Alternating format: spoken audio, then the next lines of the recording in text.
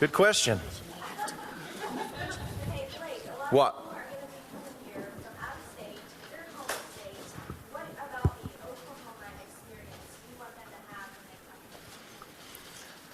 You know, I think the most important thing for me is, outside of just doing something for this particular community, I want people to go away with a feeling of warmth. I think, that's one of the most important things about Oklahoma, and one of the things that you hear is, the people here. This is just good people.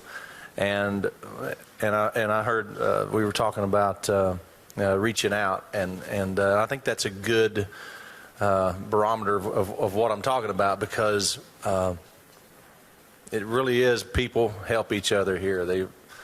And I was smart enough I'd like to credit myself for,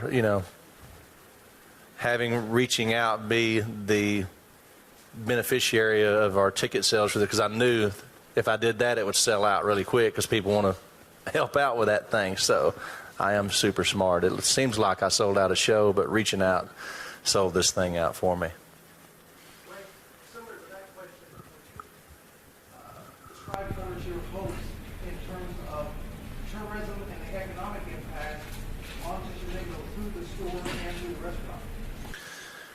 Well, I mean, that's really all this is about. I mean, to be honest with you, the only reason for me to do something like this in this town is to try and help out and try to attract some tourism and people from out of state or from around the state even, to come here and have a good time, maybe hear some music and have a burger and a drink or something, and then walk out of these doors and go, oh my gosh, there's that over there, there's this down here, there's my mom's place around the corner, and that's really what it's all about. Selfishly, for me, the only thing that's really in it for me is to have a place that anytime I feel like it, I can come up here and pull up a stool and play some country music whenever I want to. That's my little I gotta have something like that. And but it's a bigger plan than that. I mean, this is literally all about this community, and I'm excited about it. We as I'm sitting here, we haven't had a grand opening. We had what they call a soft opening, and the turnout for that has been unbelievable. Part of me has been thinking, man, if we can just keep that going like that, it's a home run already. So I can't imagine what's around the corner once we get beyond Saturday. So you've got this place opening. You got an alcohol tech summer store coming out in the fall later on this fall. Can you talk a little bit about what this part of the country means to you personally and also for your music career? Well, for me, it's just home. I wish I could sit here and lay out some facts about this area and some things about it. But for me, it's as simple as this is my home. I grew up in Ada, which is basically just up the road here, about 35 miles. I think is what the sign says when you get north of town here. And I used to come down to Tishomingo to fish and hunt the public hunting area out here, and it's just always been it's just basically been home. There's a little community north of here called Reagan. That's one of the places I used to perform, growing up in high school. We'd go down there. They had a little building that used to be the schoolhouse in Reagan, Oklahoma. Literally, there's nothing there but this place. And that's one of the places that allowed me to come sit in with their band, and they had shows, twice a month or whatever. Just spent a lot of time in this area growing up, and I'm not sure what in the hell you even asked me now, but this is home for me. And and going back to the album, so when I moved to Nashville in 1994, I always had in my head that one way or another I'm going to end up back home. Whether I don't make it, I don't get a break, I don't have a chance, I'm going back home. If I do make it, if I do get a break, at some point I'm coming back home.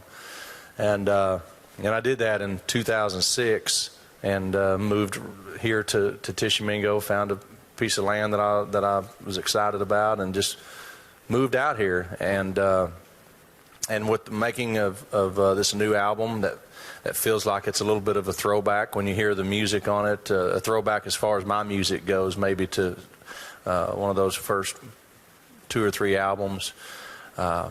Putting Old Red in Tishomingo, it just seems like it does feel like a homecoming for me this whole year, and it's probably the most, career-wise, the proudest moment I've had, as far as now being able to sit back and go, wow, this has come full circle, and I'm back here again, and this is turning out to be something special,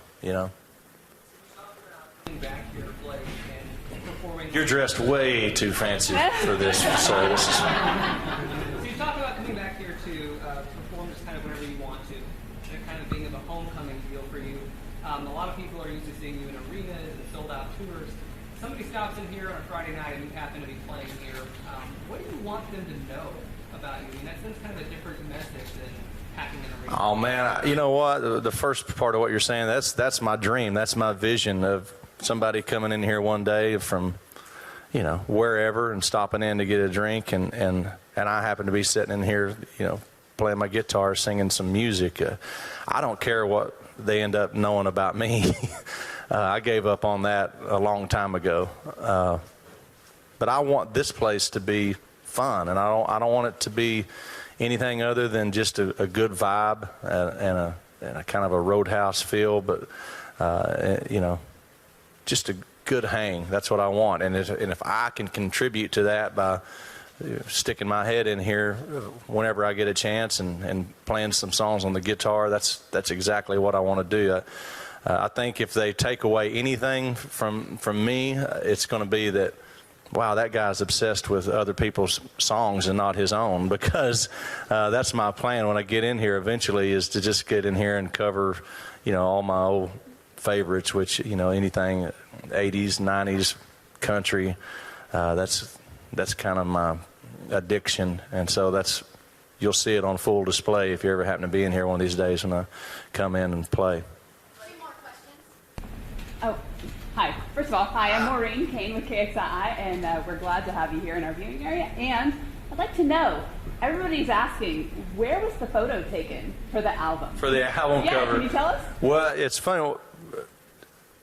So I end up in a lot of time crunches, and so I'm not going to say where that photo was taken, but I will say that, sometimes you just got to make it work. So that's going to be my secret where that thing was. But when you open the album and people will see there's a lot of photos in there that there's no question where they are, and it's obvious. It's spent a lot of time out on the lake, and there's a lot of my photo album photos in this record, and so people will see that and they'll know what's up at that point. But I'm not telling you where that picture was taken. That's my secret spot. Special meaning to that location? I'm just growing some stuff out there that I don't want you to know where it is. So I needed that water behind me though for it. Yeah. Smithworks is not going to open.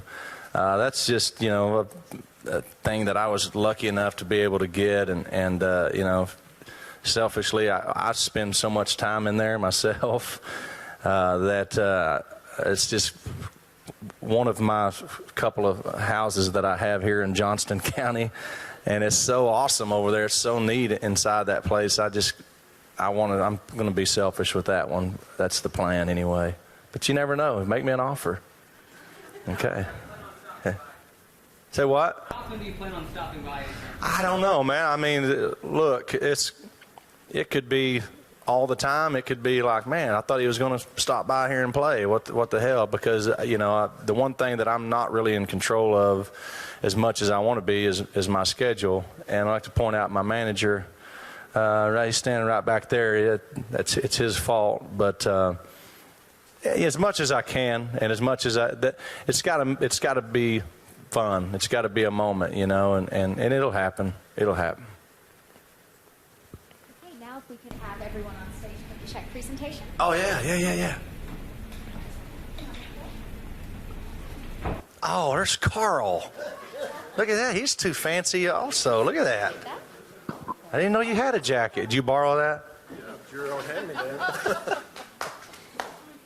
This is Carl Atterbury, everybody, and he's representing Reaching Out. And I don't know, maybe you want to say something.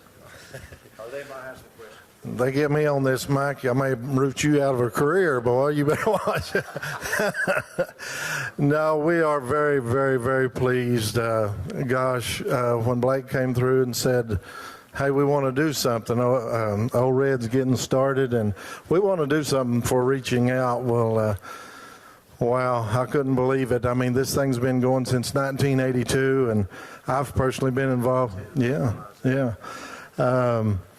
Whenever I got involved in this thing, I bought a business outside of town, and the person I bought it from, which, I mean, you local guys here, Mr. Holland Jester, he was one of the old founders of getting Reaching Out started, and I must say, I may be the one standing up here, guys, but this whole community has just poured their heart out for years and years, and Blake come through. It's just a blessing. I mean, there's no doubt. I mean, Reaching Out helps hundreds and hundreds of local families with cancer or other catastrophic illnesses, Blake, that they may come across, you know, whether it's gas or food or lodging or whatever for family members.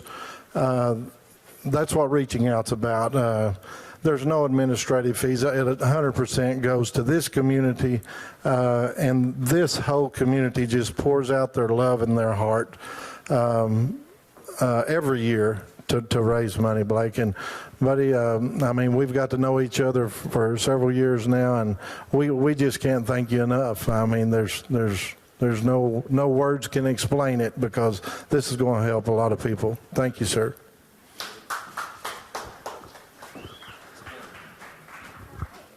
So we're happy to tell you, Carl and Blake, that the show tonight raised $32,000 for JC Reaching Out.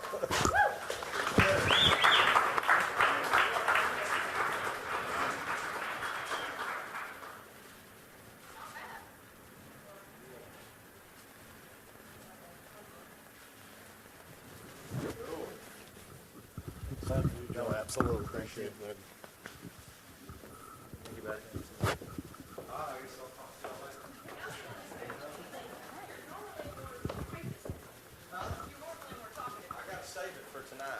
All right. Thanks, everyone, so much for coming. Thank you guys for being here, for real. Thank you. Huh? Yes, ma'am.